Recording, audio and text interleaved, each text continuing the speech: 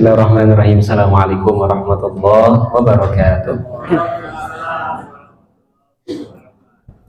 Bismillahirrahmanirrahim. Wassalatu wassalamu ala maulana rasulillah sallallahu alaihi wa sahbihi wa sallama wa man walahu wa ba'du. Alhamdulillah Bapak Ibu semua, Allah izinkan kita salat subuh berjamaah, kemudian berzikir berjamaah, kemudian duduk mengkaji ilmunya berjamaah bersama-sama insya Allah, dan kita niatkan beriktikaf gitu ya, sambil kita thalabul ilmi juga kita berniat beriktikaf insya Allah. Salawat serta salam kita haturkan kepada baginda alam kanjeng Nabi Muhammad sallallahu alaihi wasallam, kepada para keluarga, sahabat, para tabi'in, para ulama, para aulia, para salihin, juga mudah-mudahan kepada kita selaku umatnya yang senantiasa dan selalu belajar dalam menjalankan segala perintahnya dan menjauhi segala larangannya. Amin ya rabbal alamin. Bapak Ibu yang saya hormati, insya Allah pada pagi hari ini kita akan membaca bersama, kita akan belajar bersama, meneruskan kajian kita di kitab Al-Arba'in An-Nawawiyah, kitab 40 hadis, padahal sebetulnya 42 hadis, tapi kembali orang Arab biasa menyebutnya bilangan yang terdekat gitu, atau bilangan yang umumnya dari yang dikumpulkan oleh seorang imam yang bernama Imam Nawawi.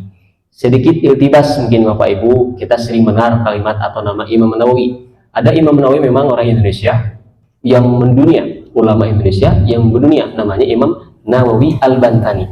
Nah, barangkali Bapak Ibu pernah dengar Imam Nawawi Al-Bantani, di Mekah terkenal sekali. Bahkan sampai sekarang di dunia Islam, di universitas-universitas Islam, baik di dalam luar negeri atau di pesantren, ketika menyebut Imam Nawawi, mereka sudah masyhur.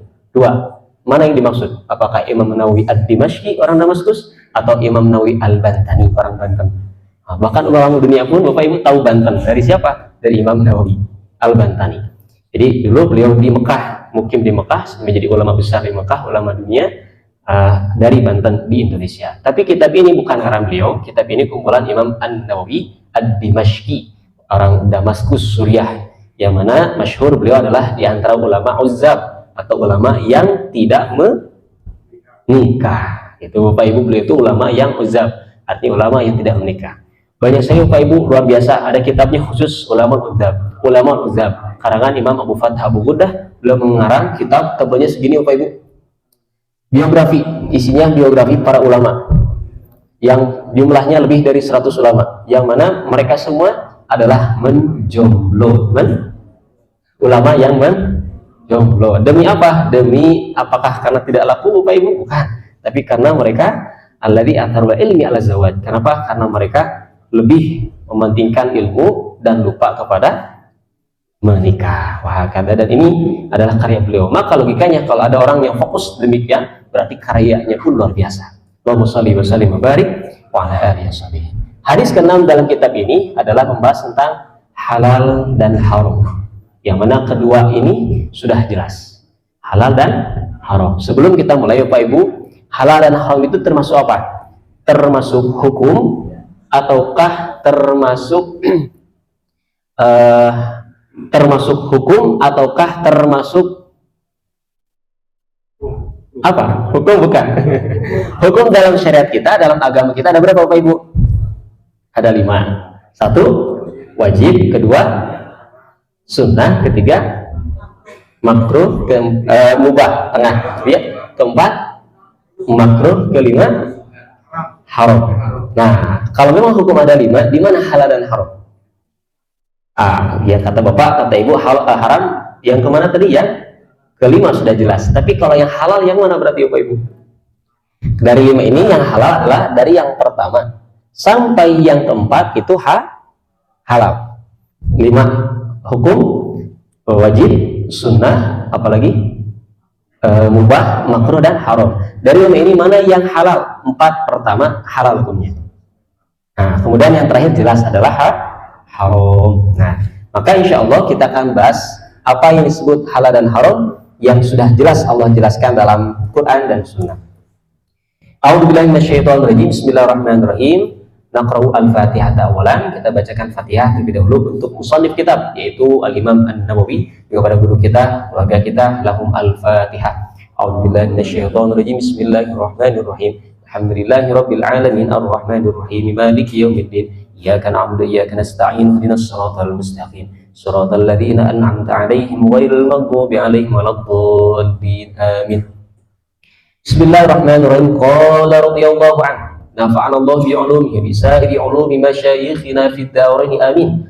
An Abi Abdullah An-Nu'man bin Bashir atau Bishir radhiyallahu anhu qala. Terima hadis dari Sayyiduna Abu Abdullah Nu'man bin Bashir.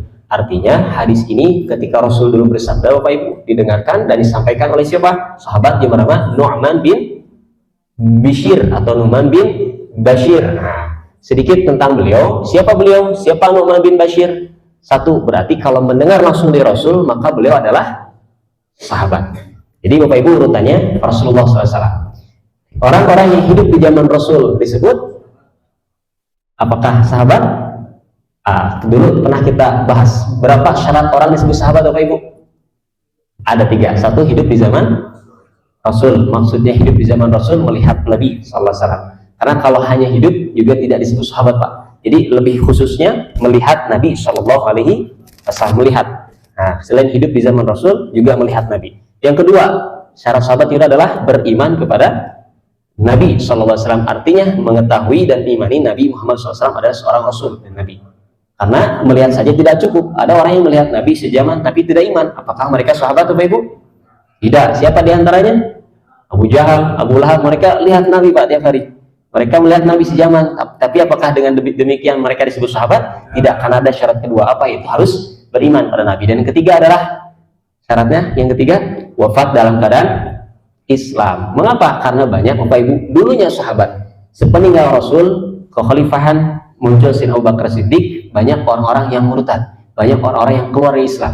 Mereka meninggal dalam keadaan tidak Islam karena murtad. Maka apakah mereka sahabat yang tadinya lihat Rasul, beriman pada Rasul, tapi meninggal dalam keadaan murtad, keluar dari Islam? Apakah mereka sahabat? Jelas bukan. Maka 3 syarat ini adalah syarat orang disebut sahabat. Maka Nu'man bin Bashir adalah sahabi. Siapakah beliau, Bapak Ibu? Nu'man bin Bashir adalah orang atau bayi yang pertama lahir setelah Nabi hijrah ke Madinah.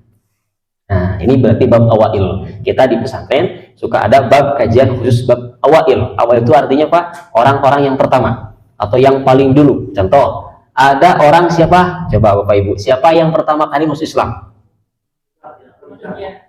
Nah, kalau pertanyaan secara itlak atau secara mutlak, secara umum, yang pertama kali masuk Islam secara umum siapa? Betul, jawabannya adalah Sayyidah Khadijah. Kenapa? Karena beliau adalah istri baginda Nabi Shallallahu Alaihi Wasallam tatkala Nabi diberikan wahyu pertama. Jadi tanda sebagai Rasul di usia berapa tahun, Bapak Ibu? 40 tahun. Maka Rasulullah SAW ketika diturunkan wahyu pada beliau di usia 40 tahun, pertama yang imani adalah istrinya. Maka disebut orang yang pertama dalam Islam, masuk Islam adalah Sayyidah Khadijah alal itlaq. Tapi para ulama biasanya tidak seperti ini, membagi-bagi. Maka siapa yang pertama kali masuk Islam dari kalangan laki-laki? Sayyidina Abu Bakar Siddiq. Maka siapa yang pertama kali masuk Islam dari kalangan perempuan? Sayyidatina Khadijah. Maka siapa yang pertama kali masuk Islam dari kalangan anak-anak? Sayyidina Ali bin Abi Thalib. Siapakah yang pertama kali masuk Islam dari kalangan budak? Bukan budak bahasa Sunda, Pak, ya. Budak anak. Ini budak masih abid. Siapa? Di antaranya Sayyidina Bilal. Tapi mu'tamad adalah Sayyidina Zubair. Gitu ya. Allahumma shalli wa sallim wa barik wa ala alihi wa sahbihi. Wahakada. Maka Sayyidina Nu'man bin Bashir adalah orang yang pertama lahir di Madinah. Kalau kalimat di Madinah berarti ketika Rasul apa, Bapak Ibu? Setelah apa? Hijrah. Hijrah kemana, Bapak Ibu? Ke Rasul lahir di mana, Pak? Di Mekah. Hidup di mana? Hidup di, setelah lahir langsung ke Madinah, Pak? Hidup di mana, Pak? Di Mekah. Tumbuh di Mekah, besar di Mekah, turun padanya wahyu di Mekah. Kemudian pada usia kurang lebih pada usia 50 tahun kurang lebih beliau hijrah ke mana? Ke Madinah. Mengapa? Maaf, 53 tahun. Sebab Rasulullah SAW turun kepadanya wahyu, Bapak, ketika usia berapa? 40 tahun. Berarti dari kecil sampai 40 tahun di Mekah. Turun baginya wahyu usia 40 tahun di Gua Hira di mana? Di Mekah. Dan berdakwah di Mekah berapa tahun, Bapak Ibu? 13 tahun. 13 tahun di Mekah, Pak. Sedangkan coba lihat, Pak, 13 tahun di Mekah, pengikutnya sedikit di Mekah. Maka setelah umur 53, 40 tambah 13, 53, beliau diperintahkan hijrah ke Madinah. Di Madinah hidup berapa tahun, Pak? 10 tahun sampai wafatnya. 63 tahun umur Rasul wafat, hidup di Madinah selama 10 tahun. Nah, para ulama dilihat mana yang paling banyak pengikutnya ketika Rasul berdakwah di Mekah ataukah di Madinah? Di Madinah. Nah, kesimpulannya, maka ketika Rasul hijrah, Pak, ke Madinah di umur 53 tahun, barangkali ada Bapak Ibu yang umurnya 53 tahun di sini. Nah, seumur Bapak lah, seumur Ibu lah waktu itu Rasul hijrah. Bayangkan Mekah Madinah naik unta, kemudian perjalanan sangat jauh, hijrah di umur 53 tahun. Ditemani oleh Sayyidina Abu Bakar Siddiq yang pada waktu itu umur beliau berapa tahun, Pak? Sayyidina Abu Bakar waktu itu umurnya berapa tahun, Pak, ketika hijrah? Pertanyaannya siapa yang lebih tahu berarti? Rasulullah, Sayyidina Abu Bakar? Rasulullah Bapak Ibu lebih tua dari Sayyidina Abu Bakar Siddiq 2 tahun setengah. 2 tahun setengah Rasul lebih tua dari Sayyidina Abu Bakar Siddiq. Maka setelah Rasul wafat, Sayyidina Abu Bakar menjadi khalifah yang lamanya 2 tahun setengah, meninggal di umur yang sama ketika Rasul meninggal. Allahumma sholli wa sallim wa barik wa ala alihi washabihi. Ketika Rasul sudah hijrah, Bapak Ibu, dan hidup di Madinah, pertama kali bayi dalam Islam yang lahir di Madinah namanya Sayyiduna Nu'man bin Bashir. Oke. Ini bab awail berarti yang pertama seperti tadi. Kemudian sekarang yang pertama bayi yang pertama lahir. Kemudian saya mau tanya lagi Bapak Ibu. Coba siapakah muadzin pertama dalam Islam? Sayyiduna Bilal, sahih. Kemudian siapakah? Kalau ini bukan awail. Siapakah Bapak Ibu orang atau sarentetan keluarga, saboron doyot kata bahasa Sunda, yang semuanya sahabat?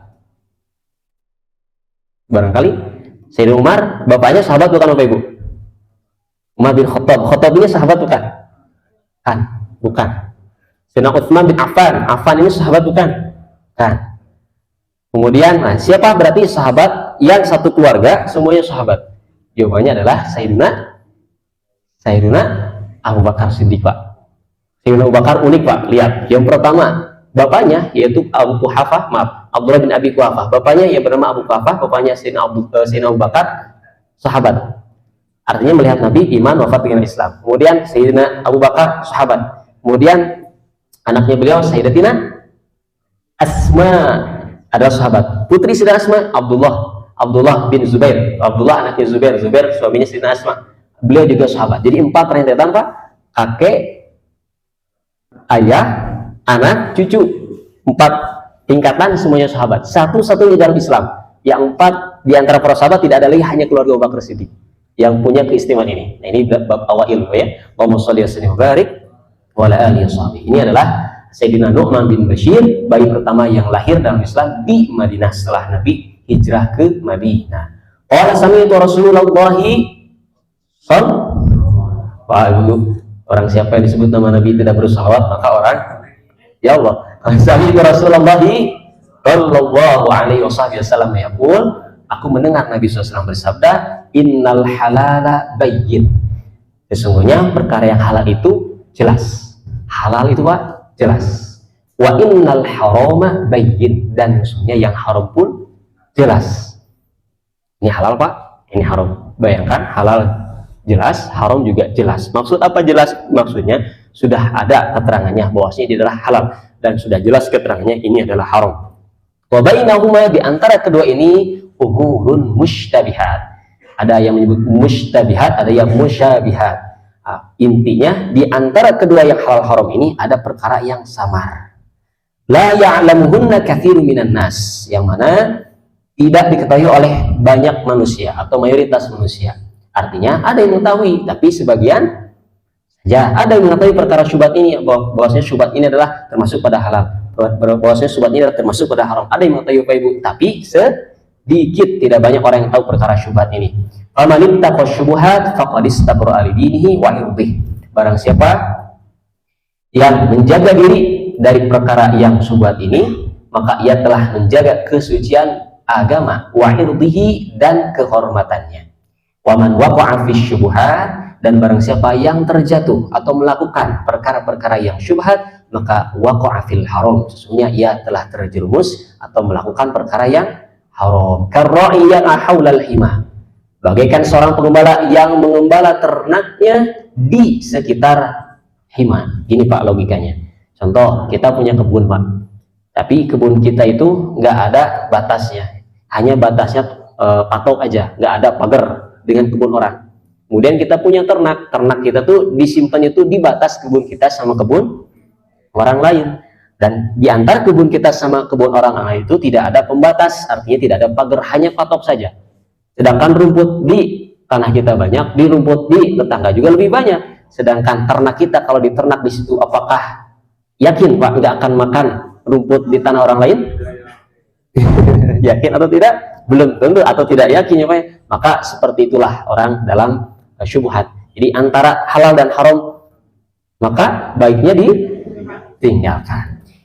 Ala wa inna likulli malikin hima. Ketahuilah bahwa setiap raja itu mempunyai hima. Wa in ala wa inna himallahi maharimuhu. Ketahuilah bahwa hima Allah adalah hal yang dilarangnya atau yang diharamkannya. Ala wa inna fil jasadi mudghah. Ketahuilah bahwa dalam tubuh manusia itu terdapat sepotong daging. Idza salahat salahal jasadu kulluh. Apabila daging tersebut baik, maka baik pula seluruh tubuhnya. Wa idza fasadat fasadal jasadu kulluh. Dan apabila daging tersebut rusak, maka rusak pula lah seluruh tubuhnya. Ala wahiyal qalbu. Ketahuilah segumpal daging tersebut ialah qalbu. Bahasanya qalbu Pak, bukan betul Pak, bukan kalbu. Qaf sama kaf beda ya Pak ya. Kalau bahasa Arab kalau qalbu, nah kalau kalbu dogi. Di sini bahasanya wahiyal qalbu. Yang unik Bapak Ibu, banyak para mufassir yang menafsirkan kalimat qalbu itu hati. Angka demikian. Tapi saya unik itu ketika melihat kalimat Imam Ghazali Pak. Imam Ghazali menafsirkan qalbu ini bukan hati juga, bukan hanya sekedar hati, tapi juga akal. Kalimat Rasul pun di sini kan tadi di atas ada kalimat mudghah, segumpal daging. Ya, sedangkan akal pun pikiran di sini ada segumpal daging. Maka kita nanti bahas Imam Ghazali memaknai qalbu bukan hanya hati, juga akal. Nah, demikian. Sekarang kita melaju kepada halal dan haram yang sudah jelas. Ini dari kemarin kok masih tertulis, maaf ini salah Bapak Ibu. Ini maksudnya haram, bukan ma laisa fihi minhu. Halal. Apa itu perkara yang halal? Perkara yang halal adalah sesuatu yang diperbolehkan syariat. Sesuatu yang diperbolehkan syariat. Nah, bukan Bapak Ibu, hati-hati, bukan bermakna sesuatu yang boleh dimakan. Contoh ada standarisasi halal dari MUI. Sedangkan kita lihat ternyata yang halal itu bukan hanya makanan. Baju juga ada standar halalnya sekarang Pak. Bukan berarti bisa dimakan itu baju gitu ya. Jadi maksud halal adalah bukan bisa dimakan, tapi apa? Sesuatu yang dibolehkan syariat. Seperti baju berarti dibolehkan dibeli dan sebagainya. Nah, itu yang halal. Kemudian apa yang haram? Maaf, ini salah. Ini bukan malis saminu tapi haram. Apa yang haram? Yang haram adalah sesuatu yang dilarang syariat. Nah, sekarang kita merujuk. Apa itu Pak yang dilarang, yang diharam dan diperbolehkan oleh syariat? Berarti apa syariat kita? Nah, apa rujukan kita? Rujukan kita yaitu di bawahnya, jelas darinya baik dalam Al-Quran, Sunnah, Ijma, dan qiyas. Kata Bapak Ibu, kalau Quran, Sunnah kita sering dengar. Rasul bersabda, taraktu fikum amrayni lan tadillu in tamassaktum bihima. Aku tinggalkan untuk kalian, kata Rasul, dua perkara yaitu Quran dan Sunnah. Kalau kita berpegang teguh kepada keduanya tidak akan tersesat selamanya. Quran Sunnah masyhur, Quran 30 juz, 115 surah, sedangkan Sunnah ada kitabnya Sahih Bukhari, Muslim dan sebagainya, hadis Rasul. Nah, itu masyhur. Tapi ijma apa? Qiyas apa? Pernah mendengar Bapak Ibu ijma dan qiyas? Allahumma shalli wa sallim wa barik. Para ulama Bapak Ibu semua, ulama mazhab yang 4, Imam Abu Hanifah, Imam Malik, Imam Syafi'i, Imam Ahmad, ada yang disebut sebagai rujukan dalam mazhab mereka, sepakat. Ada yang disebut mukhtalaf, yang berbeda. Kalau yang sepakat ini 4, Quran, Sunnah, Ijma, qiyas. Apa maksudnya Quran? Jelas masyhur. Apa Sunnah? Masyhur. Sunnah apa Bapak Ibu? Sebentar, kita bahas satu ya. Quran, apa pengertian Quran Bapak Ibu? Kalamullah. Sekarang saya mau tanya, kalau Al-Quran yang kita baca itu kalamullah? Kalamullah betul? Tapi kita mohon maaf agak memikir sedikit Bapak Ibu. Quran yang kita baca bertulisan, betul? Kemudian ketika dibaca ada lafadznya Bismillahirrahmanirrahim. Pertanyaan saya, maaf, agak sedikit berpikir kita Bapak Ibu. Allah Subhanahu wa Ta'ala ketika menyebut Bismillahirrahmanirrahim, bagaimana suaranya? Paham pertanyaannya Bapak Ibu? Bagaimana lafadznya? Bisa dipahami Bapak Ibu? Nah, maka kalamullah yang ada atau Quran itu adalah kalamullah yang menunjukkan kepada kalamullah yang qadim.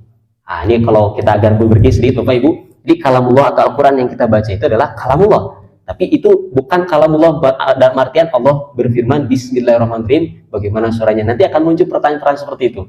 Jadi intinya kita pahami kalamullah ini, Al-Quran ini adalah kalamullah yang menunjukkan kepada kalam Allah yang qadim. Kalam Allah yang menunjukkan kepada kalam Allah yang kita tidak tahu bagaimana suaranya, bagaimana sebagainya. Dan soal untuk itu, pertanyaan itu adalah bid'ah. Jadi tidak ada para ulama dari zaman dulu yang membahas pertanyaan-pertanyaan terkait itu. Yang jelas Al-Quran adalah kalamullah yang mana kita baca, membacanya di ibadah, dibaca dalam sholat dan sebagainya. Allahumma shalli wa sallim wa barik wa ala alihi wasallam. Kemudian yang kedua, apa yang disebut sunnah Bapak Ibu? Kalau sunnah adalah mau di fa'il Nabi SAW min qaulin aw fi'lin aw taqrir aw sifatin khalqiyah aw khuluqiyah. Kalau sunnah, apa-apa yang diserahkan pada Nabi, ucapan, perbuatan, tingkah laku, ketetapan dan syama'ilnya disebut sunnah. Nah, itu jelas. Sedang sekarang ijma, apa ijma Bapak Ibu? Nah, kalau ijma Bapak Ibu adalah kesepakatan para ulama terdahulu terhadap suatu hukum. Contoh, ada tidak Bapak Ibu yang haram itu apa? Daging babi ataukah minyak babi? Kalau dalilnya dari Quran dan Sunnahnya Bapak Ibu, itu yang disebutkan adalah daging babinya. Tapi minyak babinya bagaimana? Nah, maka tidak ada dari dalam Quran dan Sunnah. Maka ulama bersepakat, semua ulama menetapkan, ijma para ulama bahwasannya minyak babi juga haram, mengambil dalil at-tabi. Ini salah satu contoh ijma. Contoh apa lagi? Contoh ijma Bapak Ibu. Contoh, ada tidak Quran dulu dikumpulkan dalam satu mushaf, kemudian dicetak? Ada tidak di zaman Rasul? Di zaman Rasul tidak ada.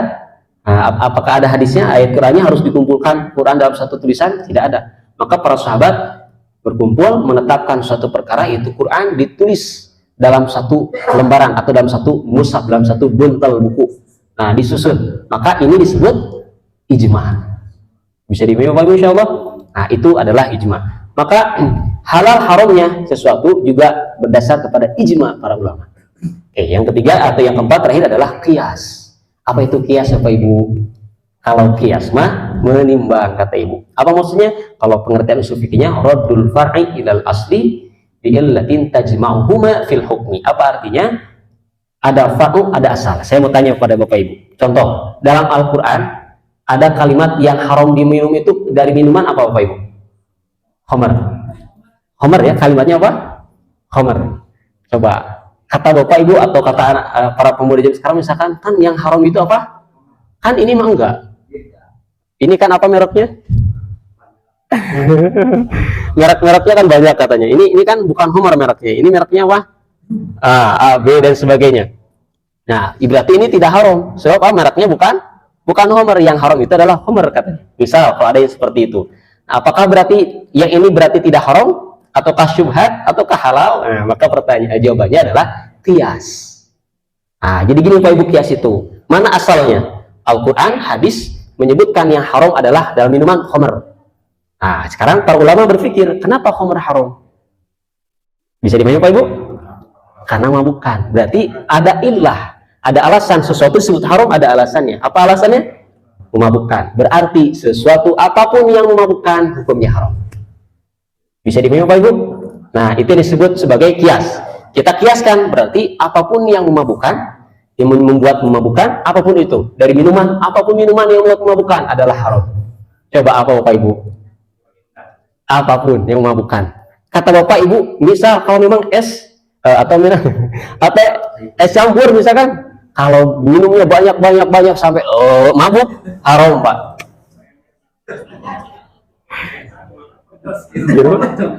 Gimana Pak? Kalau mabuk cinta bagaimana haram? Oke. Itu bisa dibaca ya? Insyaallah. Kalau mabuk cinta, saya bukan ahlinya Pak, belum jadi ahlinya. Allahumma shalli ala sayyidina Muhammad wa ala alihi wasallam. Itu contoh dalam minuman. Sekarang saya beri contoh Pak. Ini barangkali nanti anak-anak kita Pak, cucu-cucu kita bisa kita ajarkan tentang hal ini. Contoh, dalam Al-Quran itu ada kalimat wala taqul lahuma uf, janganlah kamu, kata Al-Quran, berkata kepada kedua orang tua. Artinya apa? Mungkin mengeluh atau mungkin menolak ketika disuruh sebagainya. Nah, kata Quran jangan berkata terus anak, misalkan bukan anak kita, bila anak orang lain Pak, jauh di Israel sana. Ini kepada orang tuanya apa? Disuruh malah mukul Pak kepada orang tuanya. Kenapa mukul? Kata anak ini kan nggak ada di Qurannya. Yang nggak boleh itu di Quran apa? Berkata, mukul boleh. Misal, nah, pikirannya misalkan ngelantur Pak ke sana kemari. Ini sebagai contoh beragama yang tidak bermanhaj, bermetode. Nah, maka bagaimana kalau orang yang seperti itu? Kita kiaskan. Kita lihat Pak, sekarang asalnya dari Quran Sunnah bahwasanya tidak boleh berkata, kenapa ini haram? Dan itu adalah haram. Kenapa ini bisa disebut haram? Ada ilahnya, ada alasannya. Apa alasannya yang membuat berkata, pada orang tua jadi haram? Berarti menyakiti hati. Maka setiap far'u, setiap apapun itu yang bisa membuat hati orang tua sakit, hukumnya haram. Bisa dipilih Bapak Ibu insyaallah. Apalagi mukul, berkata juga itu.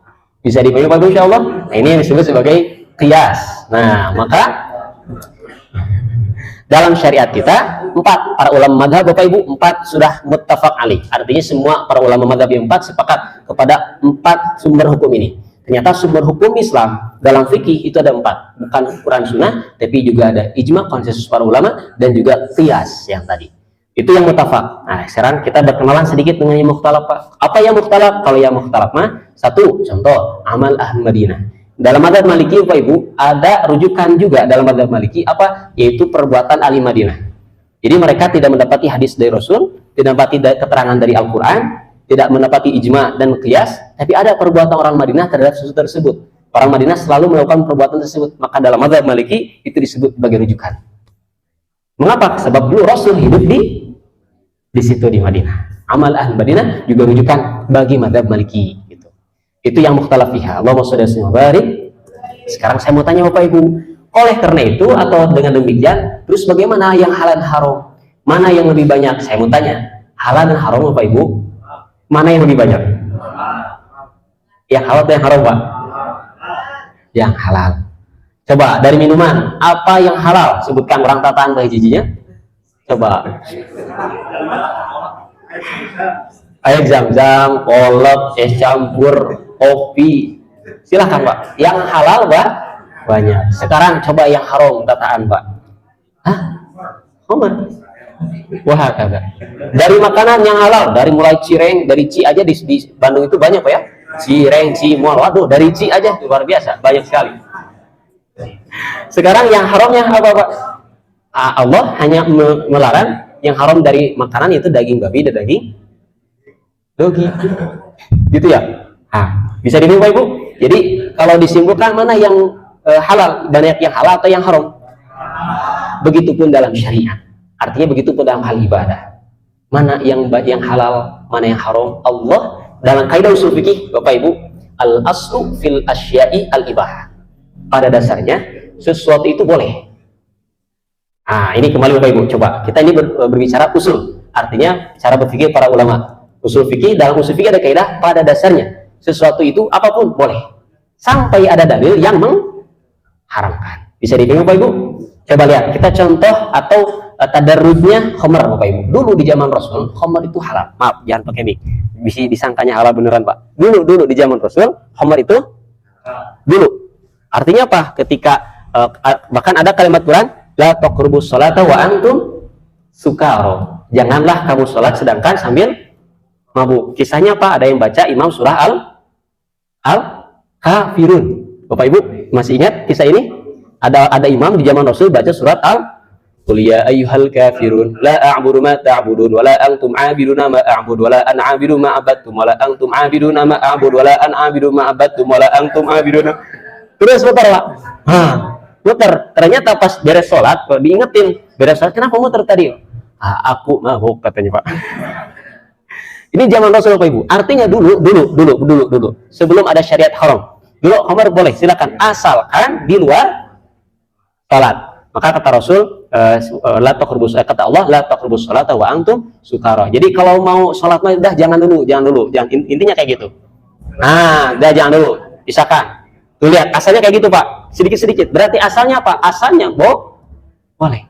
Jadi al aslu fil asya'i al ibahat yadulla dalilu ala tahrim. Jadi pada dasarnya hukum sesuatu itu adalah boleh sampai ada dalil yang mengharamkannya. Maka setelah itu Islam sudah mulai banyak, Muslim sudah mulai banyak, keimanan sudah mulai meningkat, terus melihat Allah menurunkan wahyu bahwasanya sudah sekarang haram. Jadi urutannya satu, asalnya boleh, kedua boleh, tapi jangan sambil sholat atau jangan waktu dekat sholat. Ketiga, batan, tidak bolehnya mutlak haram sampai sekarang. Nah, jadi artinya apa? Artinya dulunya ada tadarruj, ada pada tingkatan payasnya boleh sampai tidak boleh. Ini adalah dalil bahwasanya al aslu fil asya'i al ibahah. Pada dasarnya sesuatu itu adalah boleh sampai ada dalil yang mengharamkannya. Mohon maaf, ini berbalik Bapak Ibu, kata Bapak Ibu mungkin kita dengar, ya saya sebutkan ada juga pendapat ulama yang mengatakan al aslu fil asya'i tahrim.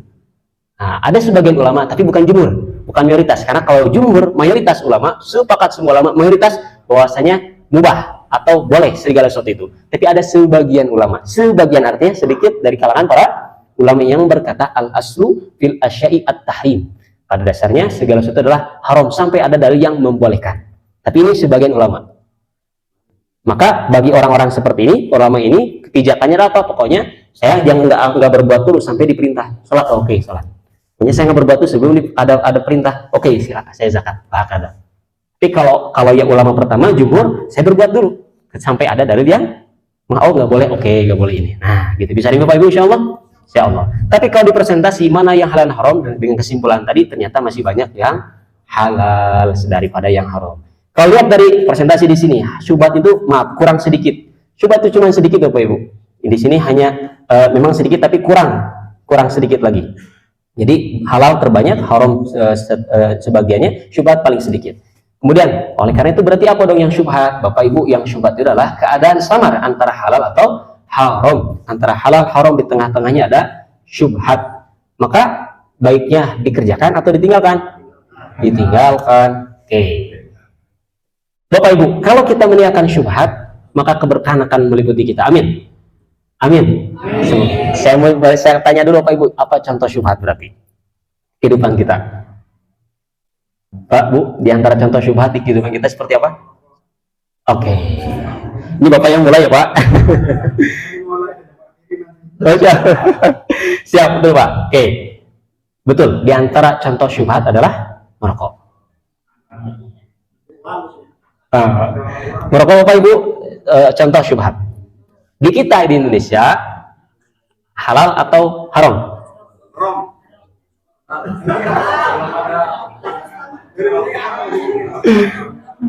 Syubhat Pak, jawabannya adalah syubhat. Ya, jawabannya adalah syubhat. Tapi kalau beda negara, beda hukum ya Pak, beda kebiasaan kan. Nah, kalau contoh di Mesir, atau Bapak yang pernah umroh Pak, Bapak yang pernah umroh haji, ketika mohon maaf di sana keluar Pak, saya merokok gimana? Gitu Pak. Pasti ditegur ya Pak ya, karena di sana tuh di negara-negara Arab, seperti di Mesir contohnya, di sana itu udah jelas hukumnya haram. Di sana tuh jelas hukumnya haram, kata.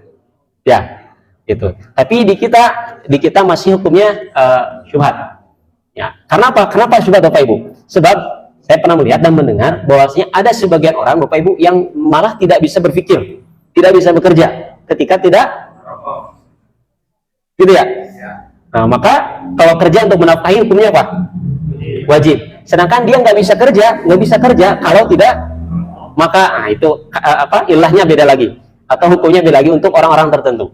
Maka hukumnya pun secara umum syubhat kalau di kita. Di sini Bapak Ibu, tapi kembali karena syubhat berarti bagusnya bukan berarti haram, karena syubhat maka kembali kepada fatwa masing-masing keadaan kita. Kemudian kalau yang syubhat ditinggalkan, maka orang yang meninggalkan syubhat Bapak Ibu disebut waro. Orangnya disebut waro. Bagaimana kisah pada orang-orang yang waro? Kita sebutkan 3 kisah saja. Bapak Ibu tahu Imam Abu Hanifah namanya Nu'man bin Thabit. Pak, Nu'man itu nama Abu Hanifah, Thabit itu nama bapaknya. Kisahnya apa Bapak Ibu? Lihat bagaimana orang tua yang soleh yang meninggalkan perkara-perkara yang syubhat akan melahirkan anak yang soleh juga. Ini kabar gembira bagi para jomblo Bapak Ibu.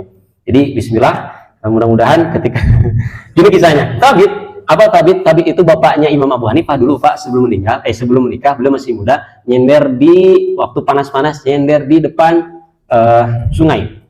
Lagi nyender, lagi lapar-laparnya, dan beliau seorang santri yang Masya Allah. Kemudian lapar tengah hari, kemudian pas lihat di depannya itu ada pohon, ada apel Pak. dari air yang jernih, ada apel, aduh, kebayang ngambangnya, dicanak, hanya menuju lapar, beliau lagi lapar, panas bentrang, seger, langsung dimakan. Baru satu gigitan, Pak. Beliau langsung tersadar, astagfirullah, ini kan, coba Pak, kalau ke dalam badan kita kayak gitu gimana Pak? Alah, iya kan? Itu sikat, gitu kan? Gitu ya Pak Bu ya. Ini tadi bapaknya Imam Hanifah waktu itu, ini pasti ada yang punya. Tidak mungkin ada begitu saja di air, pasti ada yang punya.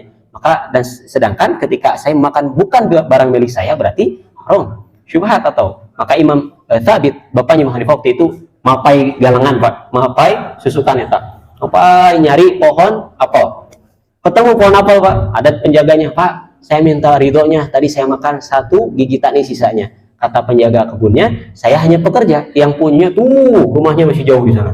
Habis siap berangkat lagi Pak. Sabit sampai di ujung gunung, sampai rumahnya di atas, rumahnya besar ternyata. Ternyata masya Allah, dia orang kaya ternyata, yang punya kebunnya orang kaya. Pas naik ke atas, ada penjaga mau ke siapa? Akhirnya alhasil masuk ke dalam rumah tersebut, minta izin, Pak, tadi saya makan apel ini yang ternyata dari pohon punya Bapak, dari ladang Bapak, saya minta ridhonya. Maka kata, coba Pak bayangkan Pak, kalau Bapak punya anak perempuan, ada laki-laki kayak gitu, laki-lakinya penuh ganteng, pinter, minta ridhonya dari buah yang jatuh dari, waduh kata Bapak, iya jangan dilamain ini, gitu kan? Apa artinya? Langsung jadikan mantu, ya kan? Makanya kan soleh luar biasa. Kata si Bapak tersebut, oke saya akan halalkan dengan satu syarat, kamu harus nikahi putri saya. Itu syaratnya Pak. Nah, Sabit waktu itu, aduh. Coba kalau waktu itu ada di Ustadz Irsyad, bagaimana Pak Ustadz Irsyad? Bapak Ibu, alhamdulillah ini saudara saya, sahabat saya, guru saya Ustadz Irsyad. Ada di Ustadz Irsyad bagaimana? Misalkan, waduh, udah masya Allah, ini istananya luar biasa, rumahnya, kebunnya banyak. Aduh, bismillah, siap. Siapa? Siap kapan? Bismillah. Nah, tapi ada syaratnya. Apa syaratnya? Anak saya ini buta, kemudian tuli, kemudian bisu, kemudian lumpuh. Aduh, langsung Pak, lapar. Sakit langsung lapar Pak. Tapi karena dia orang soleh Pak, dia pemuda soleh, siap. Apapun konsekuensinya, saya ingin apa yang masuk dalam perut saya halal. Saya ingin ridhonya. Siapa? Ditentukanlah hari pernikahan. Tanpa dilihatkan dulu Pak. Tanpa dilihatkan dulu siapa itu anaknya. Kemudian pas ijab kabul akad sudah selesai, silakan masuk ke dalam kamar putri saya ada di atas. Masuk ke atas Pak.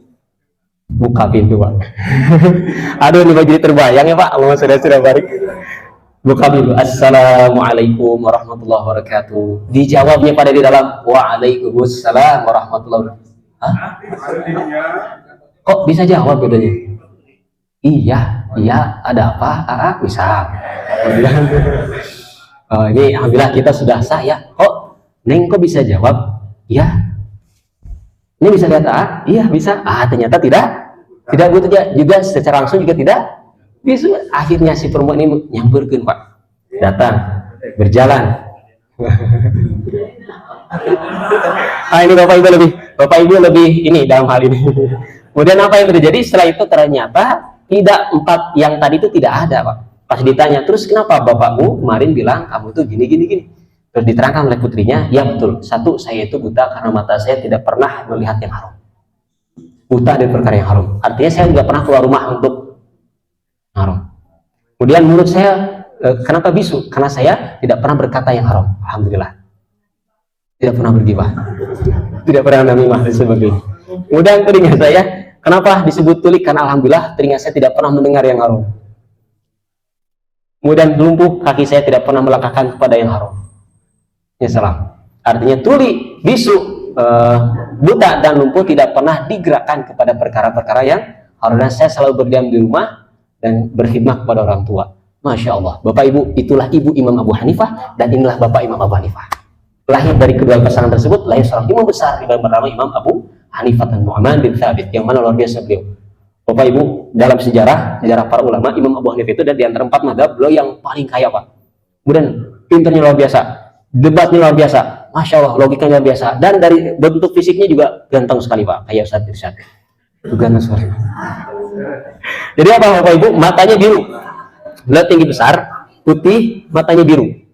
Beliau lahir di Kufah, di Irak, matanya biru, tinggi, putih, besar, masya Allah. Dan beliau Bapak Ibu, ketika ngaji Imam Abu Hanifah nih, beliau usahanya apa? Beliau usahanya adalah berdagang sutra. Baik. Konveksi boleh Pak, konveksi. Tapi konveksinya kainnya kain sutra. Artinya kain kelas Pak, Masya Allah. Kemudian beliau itu kalau mau ngaji, murid-muridnya saya bilang, kalau beliau mau ngaji apa? Beliau itu kalau mau ngaji, beliau lagi ngitung uang. Ngitung uang. Silakan anak-anakku sok baris kita ngaji. Beliau ngitung uang. Ternyata setelah ngitung apa yang terjadi? Nah, Imam Syafi'i waktu itu juga hal tersebut dialami oleh Imam Syafi'i. Tidak sejaman Imam Syafi'i, cuman keadaan seperti ini dialami oleh Imam Syafi'i ketika Imam Syafi'i belajar ke muridnya Imam Hanifah yang bernama Muhammad bin Hasan Syaibani. Seperti itu. Dan seperti itulah yang terjadi pada Imam Hanifah waktu itu. Jadi apa? Masya Allah. Kemudian Imam Syafi'i berkata, kok ada ulama yang hitung uang, bikin uang ya. Nah, ternyata apa? Ternyata setelah itu dihitung sampai berapa, anak-anak berapa, dibagikan semuanya. Maka Imam Hanifah Bapak Ibu dikenal beliau tidak punya wajib zakat. Kenapa? Setiap dapat uang langsung habis uangnya. Tidak dikenal, beliau tidak pernah diwajibkan zakat pada beliau kecuali zakat fitrah. Allahumma shalli wa barik wa ala alihi wasallam. Itu Imam Hanifah. Kemudian Imam Hanifah sendiri di antara waroknya beliau Bapak Ibu, beliau tidak pernah berjalan ke tempat udah jam 6 ya, sedikit insyaallah sedikit lagi, tidak pernah berjalan Bapak Ibu ke tempat yang misal waktu itu beliau mau lewat ke satu rumah yang mohon maaf, rumah tersebut masyhur orangnya selalu berbuat fasik Pak, berdosa besar dan sering berdosa kecil. Orang tersebut fasik, punya rumah ayat kelangkangan, bisa kalau tengah hari atau siang hari atau mau ke sore, ketika rumah tersorot itu ada bayangannya. Imam Abu Hanifah Bapak Ibu ketika mau lewat rumah tersebut gak jadi, lebih baik muter. Ditanya oleh santrinya, mengapa Imam? Kita kan mau ke Mesir lewat itu, lebih dekat. Kata Imam Hanifah, saya tidak mau kayuhanku rumah orang kali fasik, saking menjaganya. Allahumma sholli wa sallim wa barik wa ala alihi wasallam. Imam Abu Hanifah Bapak Ibu. Terakhir kisah ahli wara ada siapa? Adalah kisah Imam Bukhari. Imam Bukhari, hadis ini diriwayatkan oleh Imam Bukhari Muslim. Kisah Imam terakhir tentang orang yang ahli wara adalah Imam Bukhari. Mengapa Bapak Ibu? Imam Bukhari, beliau seorang imam hadis. Kalau Imam Hanifah imam dalam bidang fikih, Imam Bukhari imam dalam bidang spesifikasi dalam bidang ilmu hadis. Beliau Bapak Ibu ketika ngaji ke guru itu nggak pernah siapa saja dijadikan guru oleh beliau. Beliau teliti. Nah, sampai satu hari beliau itu mau ngaji Bapak Ibu ke suatu syekh, ke salah seorang syekh yang mana ketika mau ke syekh tersebut dari kejauhan dia tanya-tanya dulu, nggak tahu syekh itu siapa. Nah, mau ke syekh fulan, mana rumahnya? Tuh itu yang lagi apa? Yang lagi mau nangkap ayam. Imam Bukhari melihat ternyata Bapak Ibu si calon gurunya ini lagi mau nangkap ayam dengan cara di tangannya nggak ada apa-apa, digini-gini. Ya biasa Bapak Ibu ya, kita kalau punya ayam mau nangkap ayam gimana? Nggak bodohnya, padahal di tangan nggak ada apa-apa, gitu kan? Nah, sampai si ayamnya nyemperin, ditangkaplah. Imam Bukhari dari tadi melihat, astagfirullahaladzim, ayam dibohongi. Bapak Ibu, Imam Bukhari, ayam oke dibohongan, apalagi manusia, kata Imam Bukhari. Maka dah balik kanan gak jadi ngaji. Kalau mau balik, ini tanda atau cara orang waro, Bapak Ibu. Jadi apik, waro itu dalam bahasa Sunda mungkin apik, bahasa Indonesia apa Bapak Ibu ya? Hati-hati, menghindari perkara-perkara yang syubhat. Wahakada. Dalam hadis tadi terakhir ada kalimat tentang qalbu idza salaha jasadu kullu wa idza fasada jasadu kullu ala wahya al qalbu. Maka kenapa ada kaitan antara qalbu dengan bab tentang syubhat? Bapak Ibu, ada riwayat hadis yang diriwayatkan oleh cucu Rasul Sayyidina Husain waktu itu, da' ma la yaribuk ila ma la yaribuk. Artinya keterkaitan hadis ini adalah kan syubhat itu kita nggak tahu mana halal atau padahal Bapak Ibu Allah sudah membekali kita dengan hati. Coba kira sok Bapak Ibu ketika kita dihadapkan pada sesuatu yang kita bingung ini halal atau haram. Kalau hati kita ini saya tidak langsung kaitan hadis ini, saya tidak langsung kan berbicara tentang kalbu, maka kalau hati kita gemeter atau aduh mang-mang, nah maka ketahuilah itu berarti syubhat, haram, tinggalkan. Da' ma yaribuk ila ma la yaribuk. Tinggalkan yang meragukanmu kepada hal yang tidak meragukanmu. Bisa dipahami Bapak Ibu? Dan yang meragukan itu atau hal-hal yang ragu keyakinan tempatnya di mana? Di dalam kalbu, hati dan pikiran. Maka kalau kita ada suatu hari, suatu saat dihadapkan dengan suatu perkara yang kita bingung, loh ini boleh tidak kerjakan, jangan, maka tinggalkan. Beda Pak Bu, kalau misalnya ke masjid jangan. Nah itu bukan itu kaidahnya. Ke masjid jangan itu berarti bisikan nafsu, kata bisikan nafsu atau bisikan setan Bapak Ibu. Katanya kan setan di bulan Ramadan dicangcang. Pak Bu, bisikan nafsu, bisikan setan. Kalau di bulan Ramadan kita ke masjid jangan. Itu bisikan nafsu, bisikan setan. Kalau bisikan setan kan setan di bulan Ramadan dicangcang, berarti yang kabur gitu Pak, sampai menggada kita. Enggak Pak, Bapak Ibu ketahuilah bahwa dalam diri kita itu ada nafsu. Nah, maka kalau dalam keterangan setan dicangcang bulan Ramadan, tapi masih ada orang yang bermaksiat karena itu nafsunya, hawa nafsunya. Bisa dipahami Bapak Ibu, jangan terus-menerus menyalahkan setan. Diri kita tuh ada nafsu. Kalau kita menuruti nafsu tersebut, maka celakalah kita. Wallahu a'lam bishawab. Shallallahu alaihi wasallam Muhammad wa ala alihi wa sahbihi. Assalamualaikum warahmatullahi wabarakatuh.